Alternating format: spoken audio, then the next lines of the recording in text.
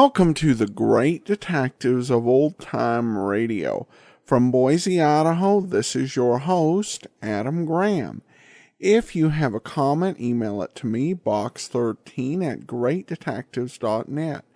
Follow us on Twitter at Radio Detectives and become one of our friends on Facebook. Facebook.com/Radio Detectives. Before we do get started, I want to encourage you to pick up your copy of All I Needed to Know I Learned from Dragnet. It is my latest ebook. In it, I examine the careers and histories of 7 great fictional detectives and police officers, including Frank Cannon, Poirot, and, of course, Joe Friday. And then we examine life lessons that can be learned from their careers and histories. The ebook is available in all ebook stores and also over at store.greatdetectives.net. Well, now it's time for today's episode of The Adventures of Ellery Queen. The original air date, January the 13th of 1944, and the title is The Adventure of the Mischief Maker.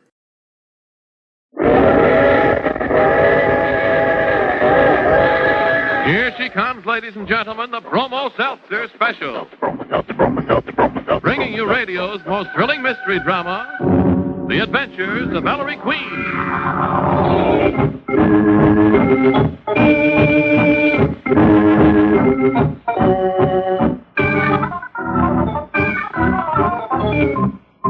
Tonight, the makers of Bromo Seltzer bring you another thrilling adventure with Ellery Queen, the celebrated gentleman detective in person. Ellery Queen invites you to match wits with him as he relates another story of a crime he alone unravels. Before revealing the solution, he stops the play, gives you a chance to solve the mystery. Our guest armchair detectives for this evening are Miss Genevieve Bean, a member of the United States Cadet Nurse Corps, and Mr. Peter Cusack, Executive Secretary of the National Foundation for Infantile Paralysis. And now, Ellery Queen, Master Detective and your host for the next half hour. Thank you, Ernest Chappell, and good evening, ladies and gentlemen. Well, I think tonight's mystery will keep you guessing. It's about a strange chain of anonymous letters. I call it The Adventure of the Mischief Maker.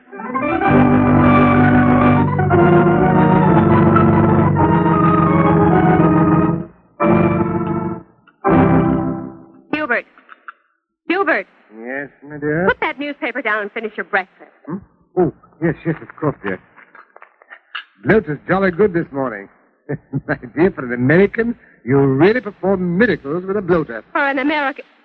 Hubert Lester, you've been in this country long enough to stop being so patronizing. Now, Pet, I wasn't being anything of the sort. I suppose I ought to get down on my knees to you because you deigned to marry an American girl. I wouldn't put it that way. Married 4 months. Already you're reading newspapers at my breakfast table. But, darling, I was merely looking up the situation in tea. When Sir Eustace sent me here from London to take charge of the New York branch of Spofford Tea Limited, he said to me, Lester, old chap, he said... Looking up the situation in tea, were you? Mm-hmm. You were looking up that movie star's photo, that's what. That hussy with the legs. My love, I just happened to glance at it in passing. Seems to me you just happened to glance at an awful lot of females, Hubert, since we've been married. Oh, what utter nonsense, my dear. And even if I wanted to, which is rot, of course, you know I couldn't risk the scandal, my dear. I'd be given the sack, you know. Sir Eustace won't brook the least breath of scandal. What about you and your secretary? Me and my secretary? That spindle shanked weather-beaten antique, my dear. Now, really, sweet. Well, maybe I'm wrong. Eat your bloater, dear. Of course, darling. Oh, by the way, what was that letter that arrived in the Morning Post for you? This letter? Addressed to Mrs. Hubert Lester, 230 Hatton Avenue, New York City. Well, whoever wrote it certainly ought to fix his typewriter. Broken letters, out of line, some all smudgy. Well, who's it from, Pet? Let's see. Mrs. Lester. Your husband, Hubert, is... I knew it. Huh? I knew it. Hubert, this proves it. Proves it? Proves what? You snake. You worm. You... I need to say, but here, let me see that. Your husband is in love with his secretary. He is leading a double life. Signed, a friend. But I mean to say that... Shank. Weatherby. But, my love, you don't put credence in gossips who don't even sign their names. I scarcely know what my secretary looks like. Oh, I'll bet. Now, darling, I give you my sacred word. Your sacred word. Out of my way, you Judas. But, Pet, where are you going? I'm going to Reno. Two-time a respectable American girl, will you? For Hubert Lester, I'll get a divorce from you so fast that precious Sir Eustace of yours will think his New York representative was tarred and feathered and boiled in oil.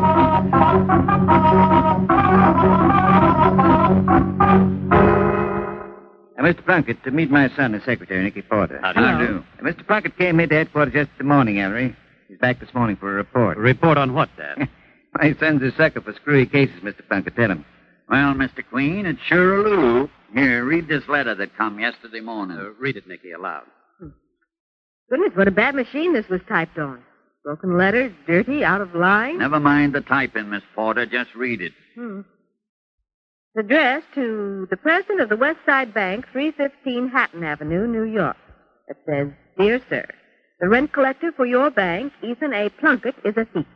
He is stealing rent money on properties the bank owns. Signed, a friend. You're the Ethan A. Plunkett this anonymous letter refers to? That's me, Mr. Queen. Well, I'm sure the president of the bank you work for doesn't believe this charge, Mr. Plunkett. He don't, Miss Porter, seeing he's me. Who's you? Mr. Plunkett's only been posing as the real representative of the West Side Bank, Nicky. Secretly, Mr. Plunkett's the president. Owns the bank lock, stock, and barrel and all its properties. Protective coloration, Mr. Queen. I got a slew of hungry relatives. If they knew I owned a bank, they'd make a pauper of me in no time. But, Ellery, if Mr. Plunkett owns the bank, how could he be stealing rent money from the bank? Obviously, the writer of this letter didn't know Mr. Plunkett owns the bank. Just tried to get him into trouble. Some crank. That isn't all, son. Davy. Yeah, Inspector? Come in here. You see, one of the properties Mr. Plunkett owns is a five-family brownstone in the west side. I live there myself, Mr. Queen. Oh, Davy. Yeah, Inspector. Tell Ellery what you found out at Mr. Plunkett's house. Oh, that cockeyed kiss. You see, Maestro, the inspector sent me over to 230 Hatton Avenue yesterday to see if anybody else living there got one of these letters signed A. Friend. Someone else got one, Sergeant? Yep. One of Mr. Plunkett's tenants and neighbors there is people named Lester. Mrs. Lester's hitched to this Hubert Lester, a British who's been in this country around 6 months. The playboy type. I mean, he'd like to be. I know. A friend wrote Mrs. Lester that hubby's being untrue to her. On the nose, Nicky. So Mrs. Lester packed up, and now she's heading for Reno. Five-family house, Mr. Plunkett, who were the other tenants at 230 Hatton Avenue? Well, there's Miss Bertha Lamb, an old maid. And a bachelor named Hodge, Lewis Hodge. And a family named Drayton, husband, wife, and 15-year-old daughter. Drayton's a psychiatrist. Mr. Plunkett, Mr. and Mrs. Hubert Lester, Miss Bertha Lamb Spinster, Mr. Lewis Hodge Bachelor, and Dr. Drayton and family. I've got it all down, Ellery. Fine, Nicky. Mr. Plunkett, does anyone in the house bear a grudge against you and the Lesters? Mighty funny you asked that, Mr. Queen. My janitor there, Joe's a big sorehead. Pretty tough egg, Joe. Born on Hester Street in New York here. He'd have been a gangster, I guess, if he'd had more brains. What's Joe sore about, Mr. Plunkett? Well, seems like Joe didn't get Christmas presents enough from most of the tenants, including me. It slipped my mind. So Joe sends anonymous letters? It's hardly a laughing matter, Nicky. One of these letters has already separated a husband and wife. Yes. Anonymous letters have done a lot of mischief in this world. They've even caused death. Dad, I think we'll look into this. We'll begin by asking Dr. Drayton, Miss Lamb, and Mr. Hodge if they've received letters from the mischief maker who signs himself a friend.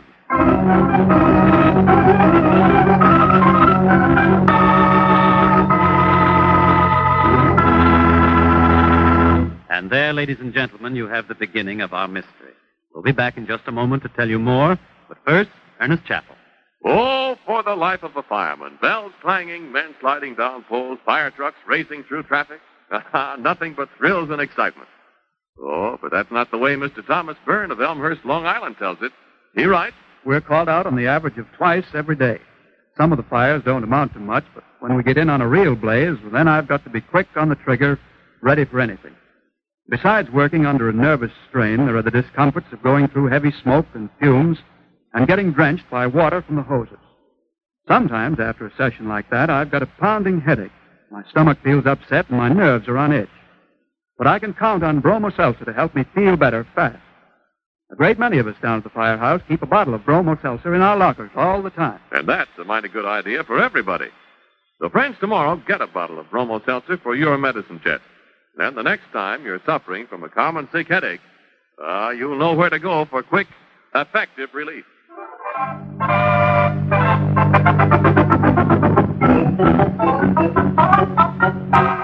And now back to our story. An hour later, the Queens, Nicky, and Sergeant Veely are standing before an apartment door at 230 Hatton Avenue, New York City. Inspector Queen has rung the bell marked V.V. Drayton, M.D. Suddenly. Yes? Dr. Drayton, Yes? may we see you a moment privately? All four of you? Oh, I'm pretty busy. Police. Oh. Come in. Sit down, please. Thank you, Doctor. Now, what's the matter? Dr. Drayton, we're investigating a slight case of anonymous letter-writers. Anonymous Oh. 2 people living in this house got anonymous letters yesterday morning. Did you receive such a letter, Dr. Drayton? Yes, I did. Mm-hmm. Let's see it, Doctor. Very well. Here. Same broken type, out of line, smudgy. Typed on the same machine as the other 2. Dr. Drayton, your 15-year-old daughter, Sissy, is in serious danger. Take a tip from friends. Dr. Drayton, why didn't you report this to the police? Your own daughter in danger. Nonsense. My wife was frightened, too, but as a psychiatrist, I'm quite familiar with anonymous letter writing. Really, Doctor? You mean it's a psychopathic manifestation? Very often. We call it anonymous graphomania. It's a form of hysteria. Not a crime or a prank, but an illness. The writer of this letter is probably a neurotic, maladjusted, emotionally unstable individual whom it would be criminal to prosecute.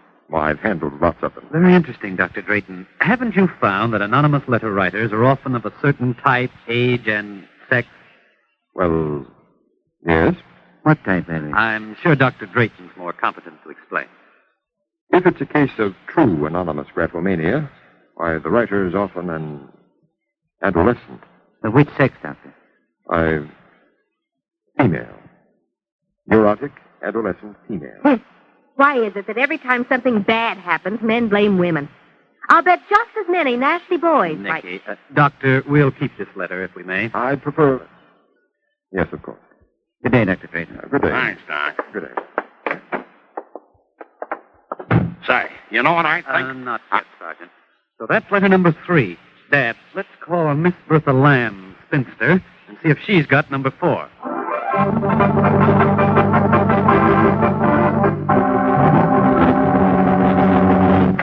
Miss Lamb. Go on, Innie. Here, madam, keep that door open. We're from police headquarters. I bought a ticket to the policeman's ball. We're not selling anything, Miss Lamb. You let us come into your apartment for a few minutes, I madam. will not.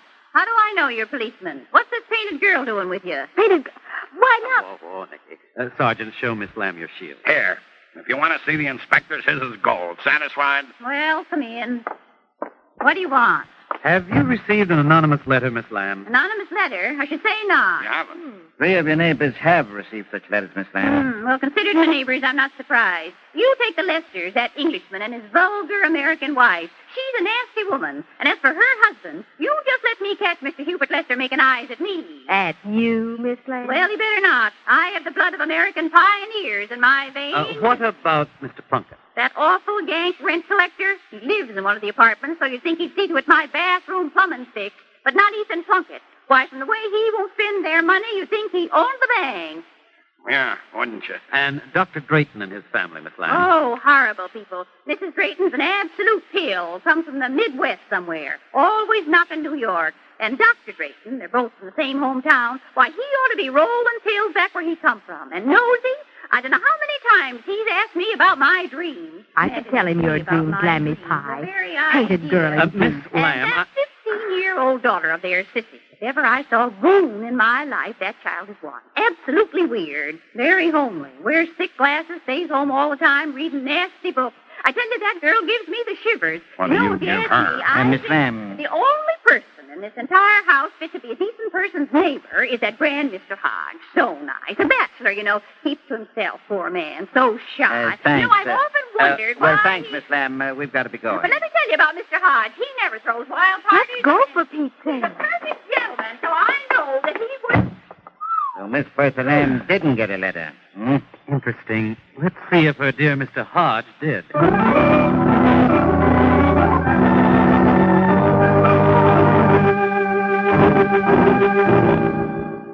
Ring Hodge's bell again, Ellery. Right, Dad.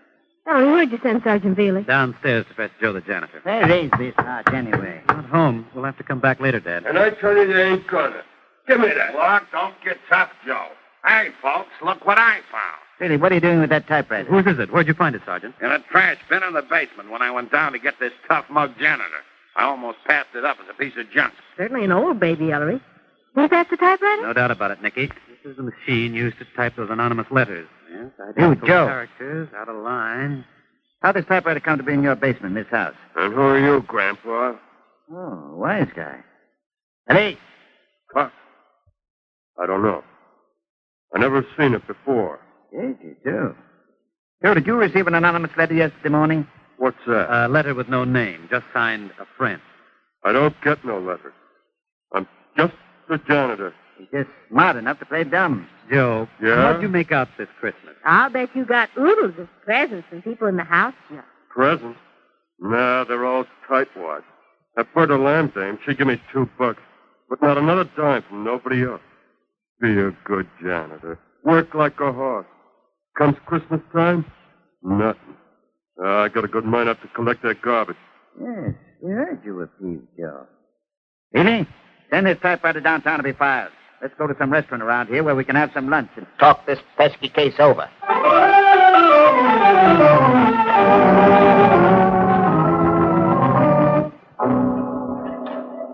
Oh, here's Sergeant Bealey back. Phone headquarters, Sergeant. What's your report, Bealey? That's like Ellery figured, Inspector. The boys didn't dig up a single other letter signed A friend anywhere else in the neighborhood. And now let me eat with you. Only the tenants at 230 Hatton Avenue got anonymous letters. Well, son, with the typewriter found in the basement of the house where the writer tried to dispose of it, and the basement being accessible only to the tenants. Yes, Dad, it means that the letter writer is one of the tenants of 230 Hatton Avenue. Think that somebody go to all that trouble just maliciously to make mischief. Well, how do we know? Maybe he's only making it look like crank stuff. To hide some other motive? Could be, Bealey. Oh, say, there's Mr. Plunkett just walking in. Mr. Plunkett. Eh? Oh. Hi, folks. Hi, Just come in for some lunch. My bank's just on the next block, you know. Well, find out who's writing those letters, Inspector? We're still working on it, Mr. Plunkett. We haven't even been able to see all your tenants at 230 Hatton Avenue. Lewis Hodge didn't answer our ring. What do you know about Hodge, Mr. Plunkett? Nice fella, Mr. Queen. Quiet, minds his own business. I wish all my tenants was like that fella Hodge. I wonder if he got one of those letters. Hodge? Of course he did. He did? Oh, is that so? Didn't I mention it? Thought I did. Must be getting old. How do you know Hodge got one of the letters, Mr. Plunkett? Because I saw it in his letterbox yesterday morning with my own eyes, Inspector. Couldn't mistake that typewriting. Same's on the envelope I got. Then, of course, you don't know what it said, Mr. Plunkett. What's Lewis Hodge do for a living? Nothing right now. Fact is, he's behind in his rent. Only last week I said to him, Mr. Hodge, I ain't a man to kick a fellow when he's down. Good Lord. Hurry, what'd you jump up for? What's the matter, son? Hodge out of work, behind his rent, facing eviction, and received one of those mischief-making letters yesterday morning. Come on, Mr. Plunkett. We've got to get into Hodge's apartment at once.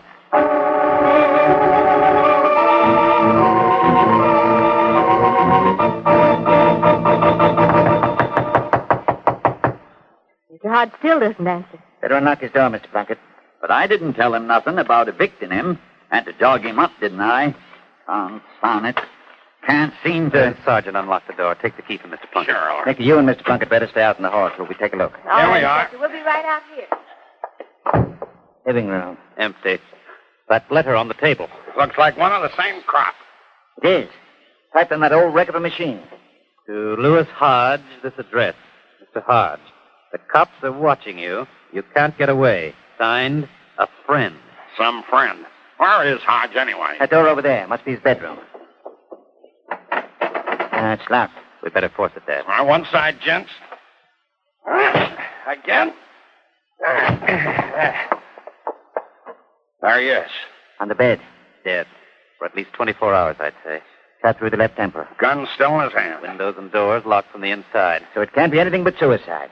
That blasted letter drove Hodge to suicide. Yes. At last, our friend, the mischief maker, has caused a death.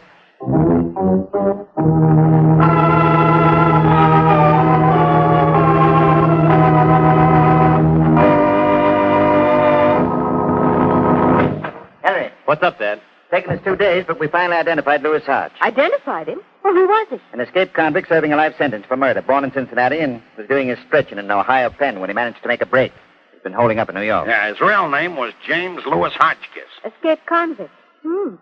No wonder Mr. Hodge was such a model tenant. Yes, he must have been at the end of his rope. broke, afraid he might be recognized and sent back to prison, Hodgkiss undoubtedly lived in constant fear.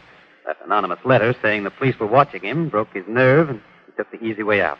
But how did the letter writer know who he was? We'll probably never know, Nicky. May have recognized him from having seen his photo somewhere. Or it might have been a complete shot in the dark. Anyway, we're back where we started from. Who sent the letter that drove Hodge to suicide? Who wrote to Mrs. Lester and broke up her marriage? Who wrote Dr. Drayton that his 15-year-old daughter was in danger? Who wrote old man Plunkett trying to get him in trouble with the bank? A friend, Sergeant.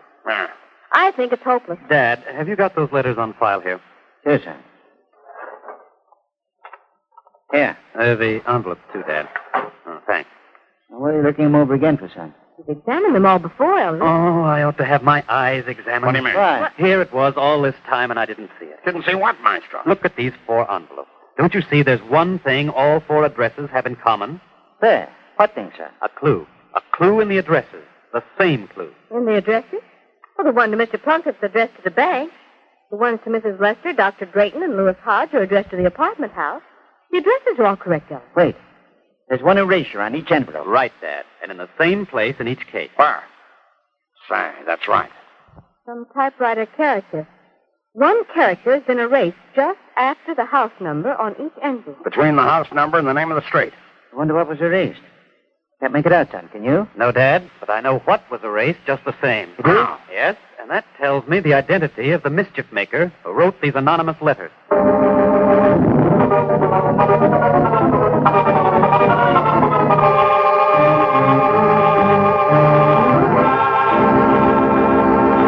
And there, ladies and gentlemen, you have the mystery. Have you figured it out yet? Well, suppose you compare solutions with our guest armchair detective. Nicky, will you please introduce our guest? Well, Ellery, our first guest tonight is Miss Genevieve Bean, a nurse in training at New York St. Vincent's Hospital with the United States Cadet Nurse Corps. Our second guest is Mr. Peter Cusack, Executive Secretary of the National Foundation for Infantile Paralysis. Miss Bean, after you've completed your cadet nurse training, you become a nurse in the armed forces? Well, Nicky, either that or a nurse in public service on the home front. We can select any branch of nursing, military or home front, as long as it's essential. The Cadet Nurse Corps is quite a plan, isn't it, Miss Bean? Yes, Ellery, and I think it's a wonderful opportunity for me. I get a lifetime education free. How right you are. Well, Mr. Cusack, how's the March of Dimes going? Think you'll reach your goal this year? Well, frankly, Ellery, we don't set a goal. You see, our work in combating infantile paralysis is so vital to the welfare of American children that we can use every dime and dollar. It's a never-ending fight, isn't it? Yes, but one of these days we're going to wipe out the dread disease. And that day can't come too soon. But now, let's solve our mystery. Miss Bean, who wrote the anonymous letters? I think Dr. Drayton. And why do you think so? Well, because he hesitated so much in answering the questions and he didn't report his letters to the police force as the others did. Thank you, Miss Bean. And now, Mr. Cusack, who do you think wrote the anonymous letters? I think it was Dr. Drayton's daughter, Mr. Queen, who was described by Miss Lamb as being very weird. Mm-hmm. Why do you think that? Well, Miss Lamb said that she stayed home all the time, reading strange books. And I think she probably found access to her father's scientific books, and that her imagination started to work. Thank you, Mr. Cusack and Miss Bean. You'll find in just a moment whether you've solved our mystery correctly. And now, Ernest Chappell. Friends, for United States Cadet Nurse Corps information, write in care of Box 88, New York City. Now, if you can qualify, you'll do your country a great service and build yourself a future through the United States Cadet Nurse Corps. And don't forget the March of Dimes. Send your dimes and dollars now to help fight infantile paralysis.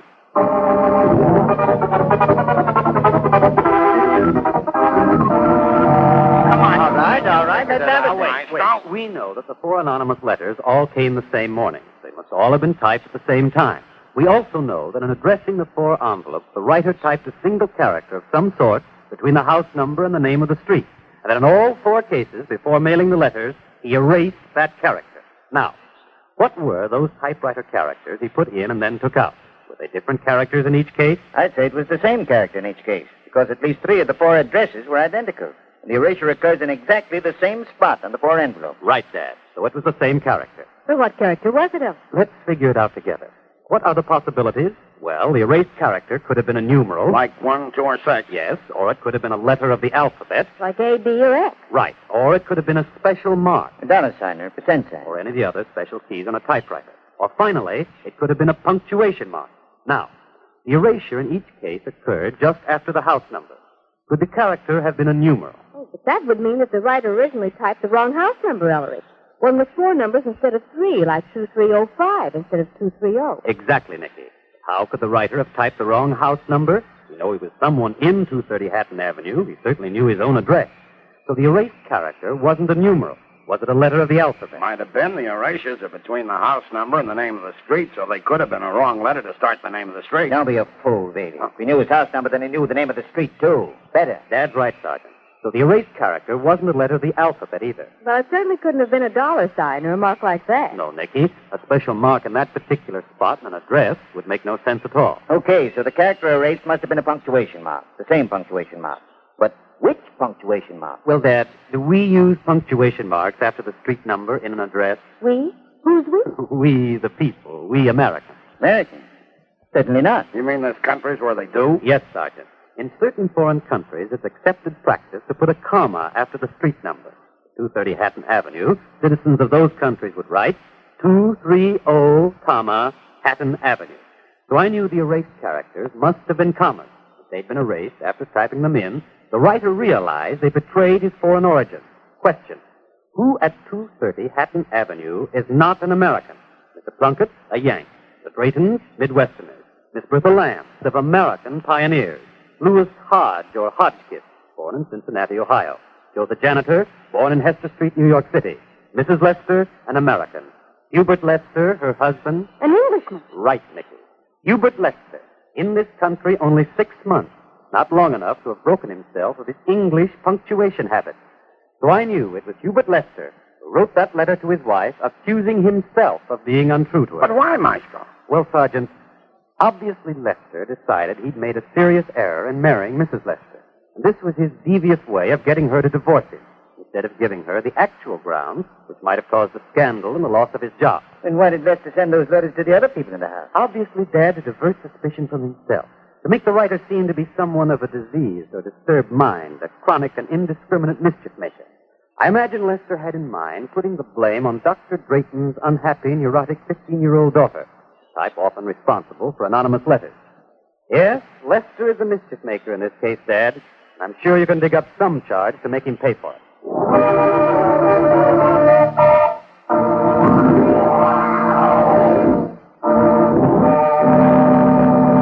And there, ladies and gentlemen, you have the solution to the mystery.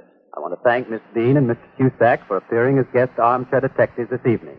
We have for both Miss Bean and Mr. Cusack a personal gift from Bromo Seltzer, also an autographed copy of my latest mystery anthology, The Female of the Species, and a subscription to Ellery Queen's Mystery Magazine. Before Ellery gives us a preview of next week's mystery, friends, here's an important reminder from our famous talking train. Fight headache 3 ways. Bromo Seltzer, Bromo Seltzer, Bromo Seltzer. That's the ticket, all right. Fight headache 3 ways with Bromo Seltzer. After all, there's no point in relieving just the ache in your head if you're also suffering from jumpy nerves and upset stomach that may accompany a common sick headache. Bromo Seltzer, unlike some headache preparations, gives you the 3-way relief you want. Quick relief from headache pain, fast help for jittery nerves, quick help for upset stomach. Now, Bromo Seltzer is pleasant, easy to take.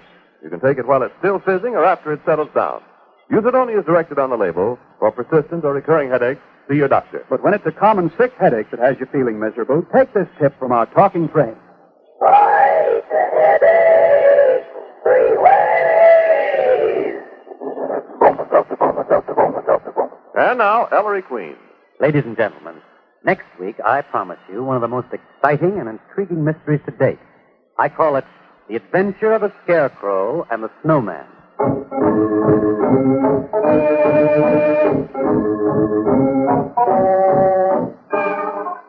And don't forget the other great Bromo Seltzer show, friends, Vox Pop, the show that travels America. Remember, Vox Pop, next Monday. Consult your local paper for the time and station.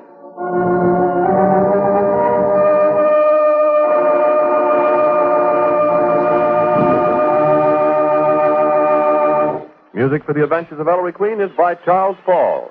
This is Ernest Chappell reminding you to catch the Bromo Seltzer Special again next week, same time, same station. Fight a headache 3 ways. Bromo Seltzer, Bromo Seltzer, Bromo Seltzer, Bromo Seltzer, Bromo Seltzer. This is the National Broadcasting Company.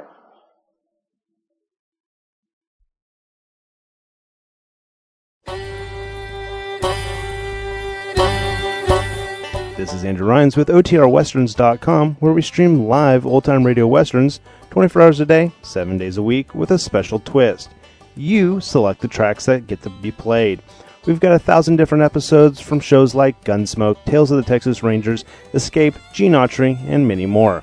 Come check us out at OTRWesterns.com/live. Again, that's OTRWesterns.com/live. You're listening to The Great Detectives of Old Time Radio with Adam Graham, and now let's get back into the show.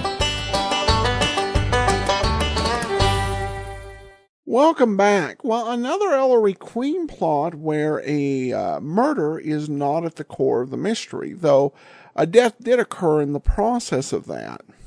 And it's definitely a different sort of series. I know we'd received an email from a listener I read a couple weeks back talking about how they had enjoyed Easy Money because not every episode was focused on a murder. And so Ellery Queen definitely providing some nice variety to the pipe of plots and stories that we get to hear here. Well, now we do turn to listener comments and feedback. And we do have a new review by Dr. Al Maloud on iTunes, who said, I listen to a lot of old-time radio podcasts, and Adam's podcast is by far the best one that I have found. The audio quality is far better than some of the others out there, and the commentary is always educational and entertaining. Adam is passionate about old-time radio and its history, and it is reflected in the time, effort, and care that he dedicates to producing this show on a daily basis. Adam, thank you for all the hard work that you put into this show and for taking the time to share some background on each episode and the characters in them. Well, thanks so much, Doctor. I do appreciate your kind comments. And that will actually do it for today. We will be back tomorrow with the adventures of Philip Marlowe. And be sure and listen in again next week for another episode of The Adventures of Ellery Queen. In the meantime, send your comments to box13 at greatdetectives.net. Follow us on Twitter at Radio Detectives. And become one of our friends on Facebook, facebook.com/Radio Detectives. From Boise, Idaho, this is your host, Adam Graham, signing off.